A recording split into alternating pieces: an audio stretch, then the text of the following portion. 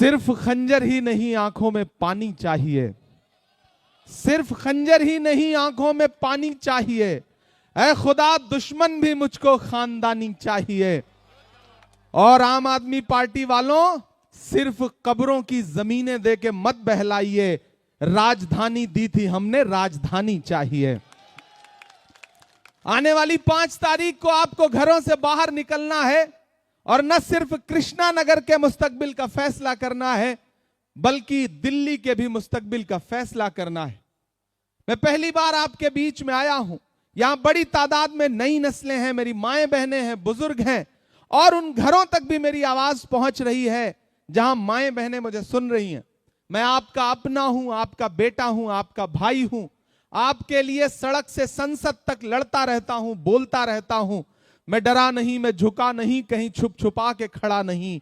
जो डटे हुए हैं महाज पर, मुझे उन सफों में तलाश कर।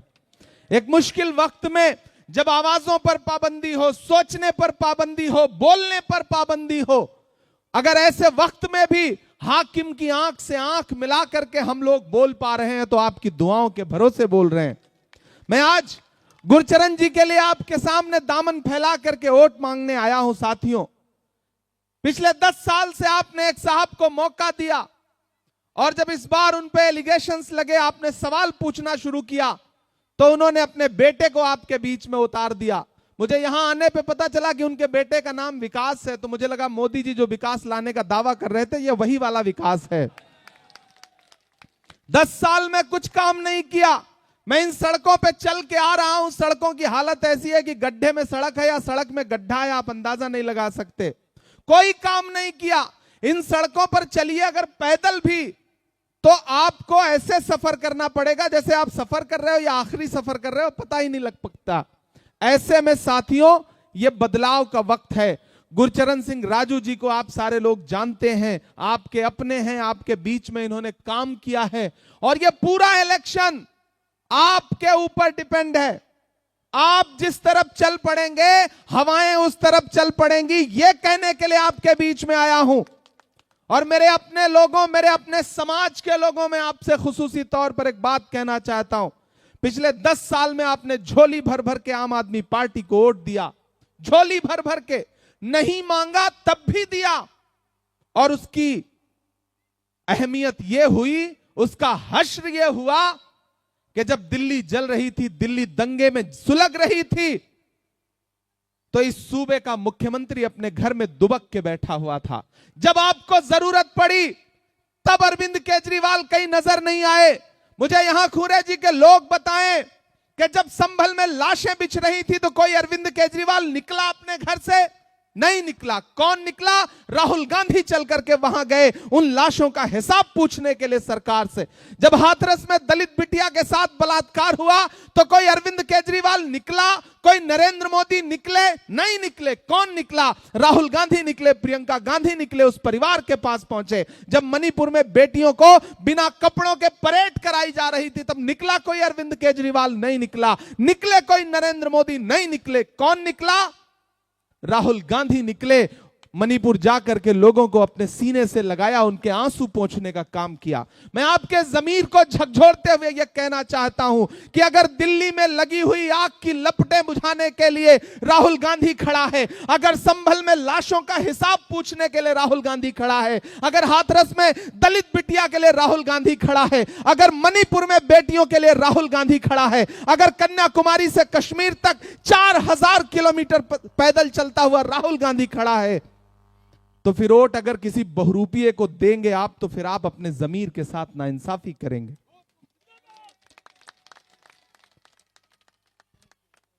चरागों के सफर में दबदबा हो आंधियों का, तो फिर अंजाम जुल्मत के सिवा कुछ भी नहीं होगा। यह दुनिया नफरतों के आखिरी स्टेज पर है, इलाज इसका मोहब्बत के सिवा कुछ भी नहीं होगा। 4000 किलोमीटर एक इंसान 4000 किलोमीटर पैदल चला, एक नारा लगाता हुआ, नफरत छोड़ो भारत जोड़ो। मुझे बताओ खुरेजी वालों कि इस देश में नफरत का सबसे ज्यादा शिकार कौन है? हम हैं, आप हैं, ये हैं, ये पहनावा है, हमारा आपका पहनावा है कि नहीं नफरत का शिकार? जब देश का प्रधानमंत्री कपड़े देखकर पहचानने के नारे लगाता हो तो नफरत का शिकार सबसे ज्यादा हम हैं, ये हैं, आप हैं। तो अगर नफरत कम होगी तो सबसे ज्यादा सुकून किसे मिलेगा? हमको मिलेगा, आपको मिलेगा। बताओ इस मुल्क में नफरत के खिलाफ लड़ाई कौन लड़ रहा है? याद करो 2013 का वो दिन जब जंतर मंतर पर और रामलीला में एक बुजुर्ग इंसान भ्रष्टाचार के खिलाफ लोकपाल लोकपाल का नारा लगाते हुए बैठे थे। सबको बहुत अच्छा लगा था, पूरे देश को उम्मीदें जागी थी। लेकिन किसी को बाद में अंदाजा हुआ कि जो वहां पानी पिलाने वाले लोग थे, जो उस आंदोलन को पीछे से बैकअप देने वाले लोग थे, वो आरएसएस के लोग थे, वो भाजपा के लोग थे। आज बताइए पूरे देश में मैं तो जाके पूछ रहा हूं कि भारत मां की आंख के तारे कहां गए, आरएसएस के राज दुलारे कहां गए? अच्छे दिनों की तरह उन्हें भी खोज रहा, कोई बताए अन्ना हजारे कहां गए? गायब हो गए। सूबे को अरविंद केजरीवाल को सौंप करके और दिल्ली को नरेंद्र मोदी को सौंप करके अन्ना हजारे भी गायब, सारा आंदोलन भी गायब। ना अब कोई लोकपाल की चर्चा करता है। अगर नरेंद्र मोदी बड़े वाले हैं तो अरविंद केजरीवाल उनके छोटे वाले रिचार्ज हैं। इसलिए अपने दिमाग से मुगालता निकाल दीजिए कि वो आपके हमदर्द हैं। अगर आपके हमदर्द होते तो आपके मुद्दों पर साथ खड़े नजर आते। यहां मेरी माएं बहनें बैठी हैं, याद करो गुजरात में जब बिल्किस के बलात्कार करने वालों को भाजपा की सरकार ने रिहा किया और मीडिया के साथियों ने दिल्ली के उप मुख्यमंत्री मनीष सिसोदिया से पूछा कि बिल्किस के बलात्कारियों पर कुछ बोलिएगा, तो उन्होंने माइक ऐसे सामने से हटा के कहा कि छोड़िए, ऐसे सवाल मत पूछिए। मुझे बताओ कि जब कोरोना के समय में इसी दिल्ली में मुख्यमंत्री के यहां से जो नोटिफिकेशन जारी होता था, जो बुलेटिन जारी होता था, उसमें मरकज दिल्ली के लिए अलग से जो बदनाम करने की कोशिशें की गई हैं, उसको माफ करने लायक नहीं है। मैं आपके जमीर को झकझोर के ये बात कह रहा हूं। गुरचरण जी आपके अपने हैं, आपके बीच में रहते हैं। एक तरफ बग्गा जी को आपने 10 साल मौका दिया। अब मैं आपके सामने यह कहने आया हूं कि एक बार गुरचरण सिंह जी को मौका दीजिए। मैं अपने अकलियत के साथियों से कहना चाहता हूं, और उसमें सरदार भाई भी हैं, मुस्लिम समाज के भी लोग हैं। मैं दोनों साथियों से कहना चाहता हूं और खास तौर से अपने सरदार भाइयों से कहना चाहता हूं कि याद करिए 2013 और 14 का वो दिन जब इस देश के सबसे शानदार प्रधानमंत्री डॉक्टर मनमोहन सिंह साहब के बारे में यही अरविंद केजरीवाल, यही आम आदमी पार्टी के लोग क्या क्या कहा करते थे। आज डॉक्टर मनमोहन सिंह साहब जब इस दुनिया से चले गए, तब उनकी अहमियत का एहसास पूरे देश को हुआ। तब पता चला कि वो सरदार कितना असरदार था। आज अरविंद केजरीवाल भी उनके लिए बोल रहे हैं, आज आतिशी जी भी बोल रही हैं। लेकिन मुझे बताओ सरदार समाज के लोगों, सिख समाज के लोगों, कि इन्हीं अरविंद केजरीवाल ने डॉक्टर मनमोहन सिंह साहब के बारे में क्या क्या भला बुरा नहीं बोला, शीला दीक्षित जी के बारे में क्या क्या भला बुरा नहीं बोला। तो आज तो आपके जमीर को मैं झकझोरते हुए कहता हूं कि अगर डॉक्टर मनमोहन सिंह साहब की नेकी और उनकी भलाई का जरा भी एहसास है तो इस चुनाव में खड़े हो जाइए गुरचरण सिंह के साथ। एक भी वोट अगर आपने आम आदमी पार्टी को दिया तो ऊपर बैठी हुई शीला दीक्षित जी की रूह और डॉक्टर मनमोहन सिंह साहब की रूह को तकलीफ होगी। यह बात मैं आपसे कहना चाहता हूं।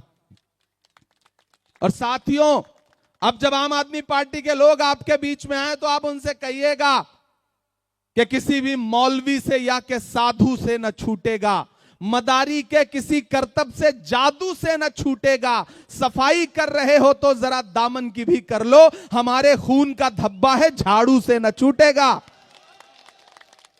ये जो हाथ का पंजा है ना, याद करो इस बात को। और सिर्फ एक बात याद रखो, एक शख्स है जिसका नाम राहुल गांधी है। मैं उसका सिपाही बन के आपके बीच में आया हूं। मैं चला हूं उस इंसान के साथ 4000 किलोमीटर पैदल।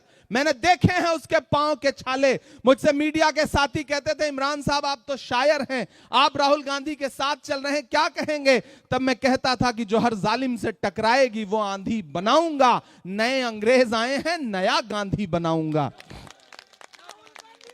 सिर्फ एक बात जहन में रखिए, एक तरफ नरेंद्र मोदी हैं, एक तरफ अरविंद केजरीवाल जैसे बहुरूपिये खड़े हैं और दूसरी तरफ एक अकेला मर्द मुजाहिद खड़ा है जिसका नाम राहुल गांधी है, जो इस मुल्क में एक नारा लगा रहा है कि मुझे नफरत के बाजार में मोहब्बत की दुकान खोलनी है। यह इलेक्शन उसकी मोहब्बत के नाम, यह इलेक्शन उसके प्रत्याशी बनाए गए गुरचरण सिंह जी के नाम, गुरचरण सिंह जी राजू को दिया गया आपका वोट सिर्फ इन्हें नहीं मिलेगा, मोहब्बत के उस मसीहा को मिलेगा जिसका नाम राहुल गांधी है, प्रियंका गांधी को मिलेगा, मल्लिकार्जुन खड़गे को मिलेगा, डॉक्टर मनमोहन सिंह साहब को सच्ची श्रद्धांजलि होगी आपका वोट, और आपका दिया गया एक एक वोट आपके इस बेटे इमरान प्रतापगढ़ी पे आपका एहसान होगा। यह गुजारिश करने के लिए आपके बीच में आया हूं। साथियों, आप मेरे अपने हैं, मेरी शायरी सुनते रहते हैं, मुझे मोहब्बत करते हैं, मेरे लिए दुआ करते हैं। आपकी इन्हीं दुआओं का सदका है कि मैं देश की पार्लियामेंट में बैठता हूं और वहां भी हाकिम की आंख से आंख मिलाकर के बिना डरे हुए बोलता हूं, उससे सवाल पूछता हूं कि कहां सोया है चौकीदार, कहां सोया है चौकीदार। आप थक तो नहीं गए? पिछले 2-3 घंटे से आप सारे लोग बैठे हैं, तो मुझे लगना चाहिए कि आप थके नहीं हैं। इस तरफ जो साथी खड़े हैं और उधर भी जो लोग खड़े हैं, चौकीदार का नाम आते ही आप समझ जाते हैं किसकी बात हो रही है, लेकिन अगली बार जिसका नाम आएगा उस पर भी आपको समझ के बताना पड़ेगा कि कहां सोया है चौकीदार, कहां बैठा है पलटी मार। पलटी मार कौन है आप जानते हैं ना? बहुत समझदार लोग हैं, मैं नाम नहीं लूंगा, नहीं आप जान जाएंगे कि मैं केजरीवाल जी की बात कर रहा हूं। कहां सोया है चौकीदार, कहां बैठा है पलटी मार।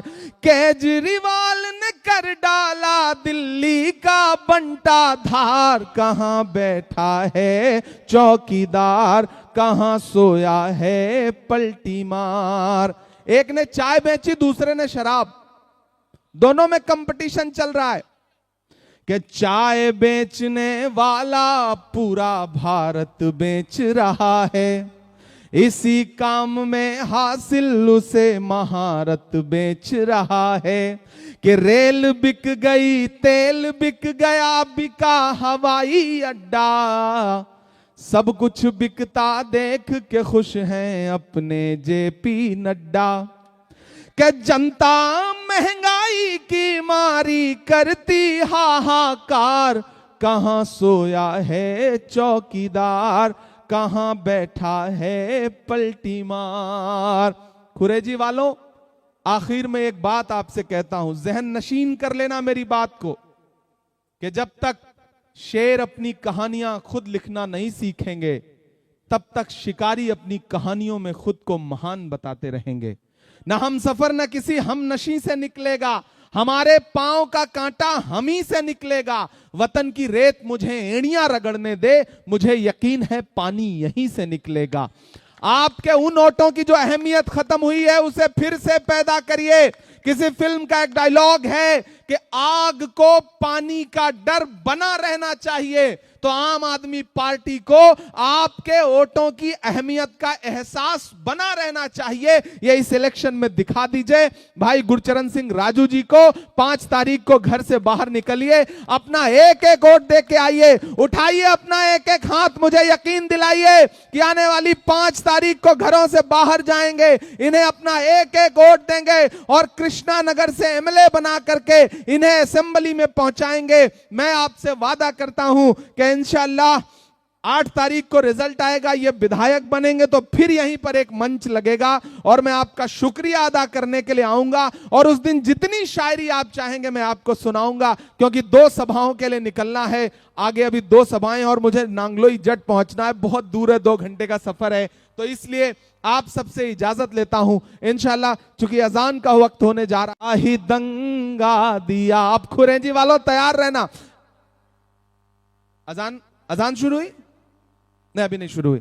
कि हमने जमजम दिया, आबे गंगा दिया, तुमने भारत को दंगा ही दंगा दिया, तुमने एक रंग के ख्वाब देखे मगर हमने हिंदुस्तान को तिरंगा दिया।